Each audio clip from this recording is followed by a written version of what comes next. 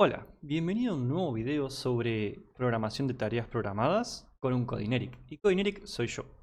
En uno de los videos anteriores vimos cómo hacer esto del famoso ETL, del extract, transform y load cargación, donde vimos cómo conectarnos a la API de Spotify, bajarnos información, transformarla para que sea más mejor leíble y subirla hacia un Postgres.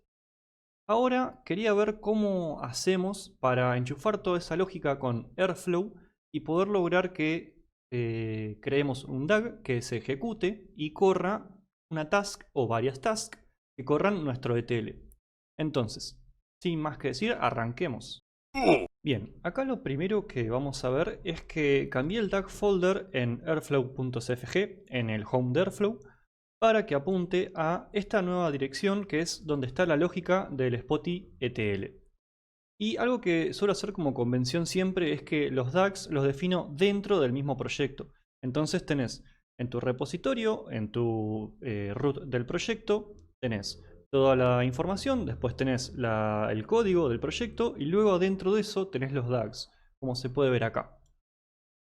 Otra cosa que cambié, esto es muy anecdótico de cómo estamos haciendo las cosas, pero tuve que apuntar la base de datos de metadata de Airflow hacia un SQLite dentro del container, que creo que antes no lo había hecho y no sé cómo es que estaban dando o si estaba generando una en cualquier lado y esto no lo estaba tomando.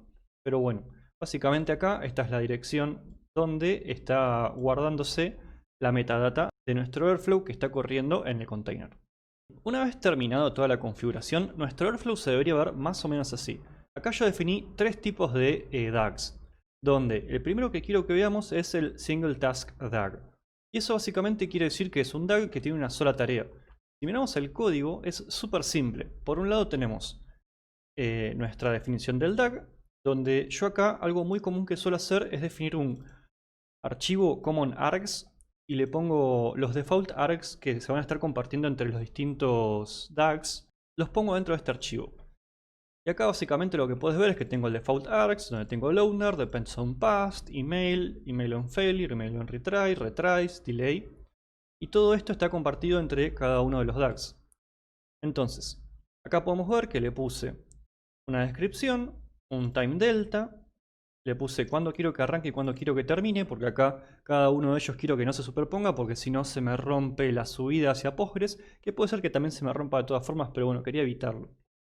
Y acá como puedes ver, estoy usando algo llamado Python Operator. Este Python Operator, como puedes ver, lo que hace es, por un lado, tener un Task ID, que esta es la forma de identificar esa task. Tienes un Python Callable, que eso es una función de Python, y tiene el context, el DAG que estamos creando al principio. Este runETL es una función nueva que yo creé en BaseETL, en nuestro ETL de Spotty, que básicamente es lo mismo que teníamos antes en main, pero lo puse en una función para poder hacer esta task simple. Entonces vos podés ver que antes teníamos todo esto y ahora lo cambié a una función y la función funciona como antes, donde se le pasa una execution date. Esta execution date, ojo, ojo, que es una macro de Airflow, que Airflow cuando identifica esto, identifica que tiene que pasar el execution date de esa task en esa corrida. Entonces, como puedes ver, hace el extract, hace el transform y hace el load. Entonces, esta single task hace todo. Y como puedes ver, acá no estamos pasando ningún parámetro. Pero ya, como Airflow sabe que tiene que pasarle eso, ya le estás pasando el execution date. Entonces, si nosotros activamos esta single task y la dejamos correr, lo que vamos a ver es que se va a ejecutar una single task que va a correr todo nuestro proceso de ETL. Y acá me preguntarás, Eric, ¿no tiene más sentido hacer tres tasks distintas donde ocurra cada uno de los procesos en vez de usar una sola task? Y acá depende muchísimo de tu necesidad a partir de que vas a ejecutar esto. En este caso, ¿qué pasa si fallan alguna de las tres etapas? Tendrás que volver a correrlo. Y a veces no podés no volver a correrlo. ¿O qué quiere decir esto, hablando en español? Muchas veces tu extract está directamente ligado con un servicio externo y no podés guardar esa información adentro de tu proceso. Entonces, o ocurre todo o se rompe todo y nunca se termina. Esto es bastante común, por ejemplo, cuando hablas de bases de datos, donde vos querés que una transacción sí o sí termine correcta, si no vuelve todo al principio. Entonces acá podemos ver qué hace el extract, el transform, valida, quedan 34 registros después del transform, lo sube y después nos tira un error porque hay keys duplicadas. Esto ya lo corrió antes, así que funcionó, pero al final falla. O sea que nuestro proceso de TL con un single task está funcionando. Pero bueno, ahora veamos cómo hacemos para que esto se vuelvan 3 tareas separadas. Y acá aparece un gran problema. El gran problema es que por definición o por defecto o como se creó Airflow, vos no podés pasar información entre tareas. Acá aparece algo llamado XCOM, que básicamente es la forma en la que vos podés comunicar información entre tareas. Entonces, XCOM básicamente lo que hace es lo siguiente. Acá como puedes ver tengo mi DAG de XCOM. Y lo que hace es, por un lado, tuve que definir un transform data, un load data, que ahora vamos a ver lo que hacen. Tenemos de vuelta nuestro DAG, donde es todo lo mismo de siempre. Y acá aparecen las 3 tareas. La primera tarea es el extract task, que hace simplemente extract. Pero lo importante es que le digo provide context true. ¿Por qué es eso? Si nosotros vamos a extract, ves que tiene execution date. Este execution date le viene del Python callable. Y acá puede ser que esté diciendo la verdad, puede ser que esté mintiendo, de que si no pones el context, lo que pasa es que cuando vos hagas un return, ese return lo que va a hacer es mandarlo hacia un XCOM. Entonces directamente está pusheando hacia un XCOM para que pueda ser compartido. Pero acá, ojo, porque es muy importante, creo, si no me estoy equivocando, que en XCOM solamente podés poner texto, o sea, por ejemplo, un JSON string, o una lista o un diccionario, creo. Puede ser que me esté equivocando, pero casi seguro. Y casi seguro de que se rompe si le pasás, por ejemplo, un dataset de pandas. Continuando entonces con el XCOM, acá lo que puedes ver es que tenemos nuestro transform data para la segunda tarea de transform, y esta es la función que definimos arriba. En la función esta que definimos acá, lo que tenemos es un execution date y qargs. En qargs tenés un elemento llamado TI, que desde ahí adentro podemos llamar a los XCOM. Y en este caso, como puedes ver, tenés que hacer un XCOM pool y le decís de dónde querés traerte la información. En este caso es extract task. Y eso nos va a traer un JSON con toda la información. Que de hecho esto está mal definido. ¿Por qué no es un DF? Es un JSON DF. ¿Por qué? Porque no es un data frame, es un JSON string. Y luego esto se lo manda a transform y ojo que acá el return es un toJSON. De vuelta lo transforma a JSON. Y luego el load es lo mismo que tenemos acá, hace exactamente igual que antes. Python operator, load task, load data. Y acá vemos cómo relaciono cada una de las tareas. T1 viene antes de T2 y luego T3. Y el load data es exactamente igual que antes, donde agarra el XCOM y hace load pd read JSON. Acá lo que estoy haciendo es el JSON que yo retorné de transform, lo pasé a un JSON, eso lo levanto con load data y lo vuelvo a transformar a un data frame de pandas.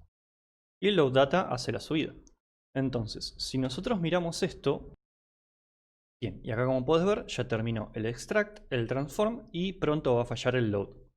Y si miramos el log del extract, acá podemos ver que dice que arranca y termina de forma exitosa. Y algo interesante de acá es que nosotros podemos venir acá, venimos a XCOMS, y si no fuera porque es un montonazo de información, esto se renderizaría bien y podemos ver que está toda la información que se está generando en cada una de las tareas.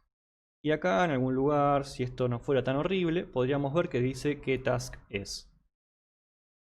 Bien, entonces miramos el log de transform y acá lo que podemos ver, running transform, removing dates, validating dataset, marking a success, y esto terminó exitosamente. Por último, acá podemos ver que intenta subirlo, pero dice que la clave ya existe, así que falla. Por lo tanto, nuestro XCOM está funcionando y fallando exitosamente. Pero ahora vamos a ver un última DAG, porque hay uno más. Y ese es porque en Airflow 2.0 se creó esto llamado, y no te quiero mentir, se creó esto llamado TaskFlow API ETL. Esta TaskFlow API ETL básicamente es una nueva forma que crearon la gente de Airflow para poder definir cómo se crean los DAGs. Y nadie antes lo hizo, así que es la primera vez que se ve. No. Fuera, fuera, fuera, fuera. Bien, entonces veamos cómo se define esta nueva forma de crear DAGs. Por un lado, aparecen cosas como wrappers, por ejemplo. Ahora ya no tenés que definir un DAG, como le pasas un montón de cosas, sino que creas, como se puede ver acá, una función que se va a llamar TaskFlow API ETL. Ese va a ser el DAG, pero para decir que es el DAG, lo que hacemos es implementar este wrapper que le está indicando que esa función de Python va a tener las propiedades de un DAG. Entonces, como puedes ver, tenemos el wrapper, donde le pasamos lo mismo de antes, default args, schedule interval, start date, y luego para definir las funciones que van a estar dentro de nuestro DAG, lo que tenemos son wrappers, task, donde vos definís una función y al implementarle el wrapper task, lo que le estás diciendo es que va a tener todas las propiedades de una tarea de Airflow. Y como puedes ver, acá algo que no pude encontrar cómo hacerlo leyendo muy rápidamente la documentación, es que para poder agarrar el execution date tenés que usar este getCurrentContext de Airflow que te pasa el context de ese DAG. Y de ahí sí pude levantar el execution date y se lo paso al extract. Luego el transform es exactamente lo mismo, pero acá lo interesante es que ves que dice JSON-DF y vos me preguntarás, hey, pero ¿cómo estás pasando la información? ¿Dónde está el XCOM? Bueno, toda la lógica de XCOM ya está como rapeada y no tenés que preocuparte por eso. Entonces queda todo más pythónico. Porque si vos mirás más abajo en la implementación, vos ves que tenés el extract task, que acá está como instanciándose y está guardando lo que devuelve en este DF, que en realidad es un JSON string, vos sabes. Y ahora, como puedes ver, transform task, que es la siguiente tarea, está recibiendo lo que sacó extract task. Y de esta forma se pasa la información. Casi como que uno esperaría que funcionara así siempre. Bueno, ahora lo implementaron. Y por último, cleanDF va acá y acá. Y acá, como puedes ver, no hay una definición de cómo se concatena cada una de las tareas o cuál es la relación entre cada una de ellas. Si no me estoy equivocando, porque no lo encontré en la documentación, pero estoy casi seguro que es así, la salida de una tarea es lo que define cómo se relacionan entre ellas. Entonces, acá como puedes ver, extract, luego transform, luego load. Y por último, tenés que instanciar tu DAG, así que haces TaskFlow API ETL y esta es la instanciación de nuestro DAG. Acá podés ver que está todo corriendo exactamente igual que antes. Pero bueno, eso fue todo lo que podía contarte sobre cómo hacer para implementar nuestro sistema de ETL dentro de la lógica hermosa de Airflow. No creo que me quedó nada colgado. Algunos temitas que por ahí estarían buenos ver sería el tema de sensores y tal vez cómo implementar esto de diferentes formas, ya sea usando supervisor, usando un clúster de containers o usando un clúster de Kubernetes, que son todas formas que podríamos llegar a ver, aunque tengo también ganas de ver otras cosas como puede ser terminar esa POC que hice alguna vez de Kafka, que lo intenté hacer como un devlog, pero resulta que lleva muchísimo más trabajo del que uno esperaría. Y bueno, hay muchas cosas más que quiero ver, así que déjame una manito arriba si te gustó este video. Déjame en tus comentarios qué opinas sobre esto, si lo vas a implementar o si te interesa alguno de los otros temas del hermoso mundo de la Big Data o la grande información. Suscríbete para enterarte de próximos videos y creo que sin nada más que decir, nos vemos en el próximo video.